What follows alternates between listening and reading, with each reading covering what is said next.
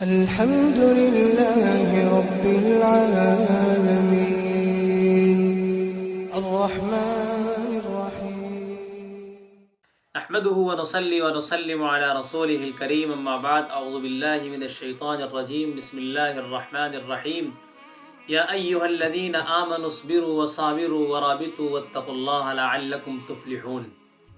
کسان آندولن اور فارمر پروٹیسٹ یہ جو چل رہا تھا 14 مہینے مسلسل چلا، اور 14 مہینے مسلسل چلنے کے بعد ان کی یہ احتجاجی جو کارروائی تھی اور ایک طرح سے جو ان کا پروٹیسٹ تھا، مظاہرہ تھا، جو آندولن تھا، وہ اپنے مقصد تک پہنچ گیا ہے۔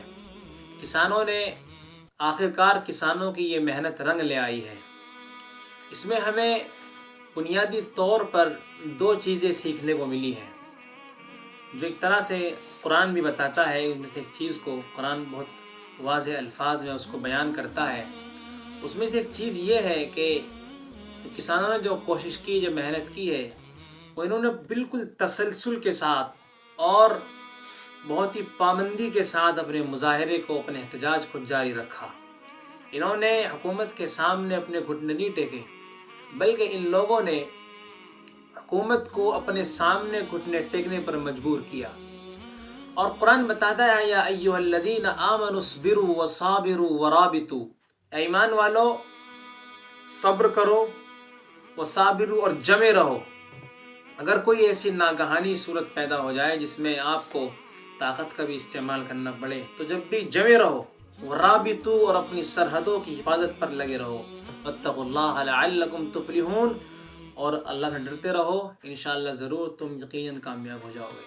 تو ایک کسان 14 مہینے مسلسل لگے رہے، اور انہوں نے نہ گرمی دیکھی، نہ سردی دیکھی، نہ آندھی دیکھی، نہ طوفان دیکھا، نہ جاڑا دیکھا، نہ کوہرا دیکھا، نہ انہوں نے اپنی بھوک دیکھی، بس یہ لگے رہے کہ دھن تھی ان پر۔ ایک طرح سے یہ مجنوں بن چکے تھے۔ تو علماء بتاتے ہیں، ہمارے بڑے بتاتے ہیں کہ کسی مقصد کو حاصل کرنے کے لیے جنون طاری کرنا ہوگا اپنے اوپر، ایک طرح سے مجنون اور دیوانہ بننا ہوگا۔ تو ان کسان بھائیوں نے اس میں مسلمان بھی تھے، ہندو بھی تھے، سکھ بھی تھے، عیسائی بھی تھے، کرسچن بھی تھے، بہت سے لوگ تھے اس مظاہرے کے اندر۔ تو ان لوگوں نے پوری یکجہتی کے ساتھ اور اجتماعیت کے ساتھ، اتحاد و اتفاق کے ساتھ، اور اپنے جو ہے مذہب کو بالائے طاق رکھ کر بالکل ہندوستانی ناگرک ہونے کے اعتبار سے اور ایک ملک کا شہری ہونے کے اعتبار سے انہوں نے اپنے مظاہرے کو جاری رکھا، اور بالآخر 14 مہینے کی مسلسل محنت کے بعد، سعی مسلسل اور عمل پیہم کے بعد اور جہد مسلسل کے بعد ان کی محنت رنگ لائی ہے۔ کہتے ہیں نا کہ ہنا رنگ لاتی ہے پتھر پہ گھس جانے کے بعد۔ تو انہوں نے اپنی جانوں کو قربان کیا، اپنے گھروں کو چھوڑا، اپنے بیوی بچوں کو چھوڑا، اور اپنی آرام کو انہوں نے قربان کیا، اور اس کے بعد ان لوگوں کو ان کی فتح نصیب ہوئی۔ فتح کیا ہے کہ حکومت نے ان 3 زرعی قوانین کو واپس لینے کا اعلان کر دیا۔ یہ کیا ہے؟ اس میں نقطہ ملتا ہے اس چیز کا کہ اگر کسی چیز کو ہمیں حاصل کرنا ہے اور ہمیں کسی چیز کو پانا ہے تو ہمیں سب سے پہلے جمنا پڑے گا، استقامت۔ قال الذين كفروا ربنا ارنا الذين اضلانا من الجن والانس نجعلهما تحت اقدامنا ليكونا من الاسفلين ان الذين قالوا ربنا الله ثم استقاموا۔ استقامت بہت اہم چیز ہے۔ استقامت، اگر کسی انسان کو استقامت نصیب ہو جائے تو وہ انسان بہت اونچے مقام تک پہنچ جاتا ہے۔ تو اس میں کیا ہوتا ہے؟ اس میں یہ ہوتا ہے کہ اپنے نفس کو مارنا ہوتا ہے۔ کسان بھائیوں نے اپنے نفس کو مارا، اور ایک طرح سے انہوں نے اپنی آنے والی نسلوں کے لیے بہت بڑی خوشی فراہم کر دی۔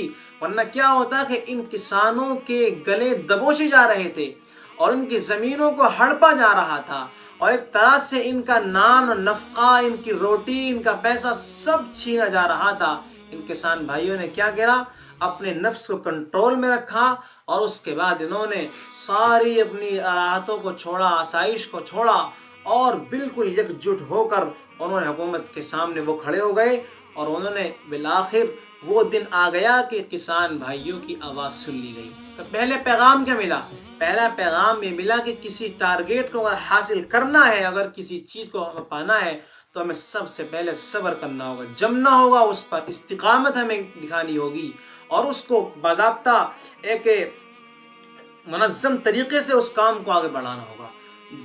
پھر نمبر 2 ہمیں اس میں کیا ملتا ہے؟ وہ یہ ملتا ہے کہ اصل طاقت عوام کی طاقت ہوتی ہے، حکومت کی کوئی طاقت نہیں ہوتی۔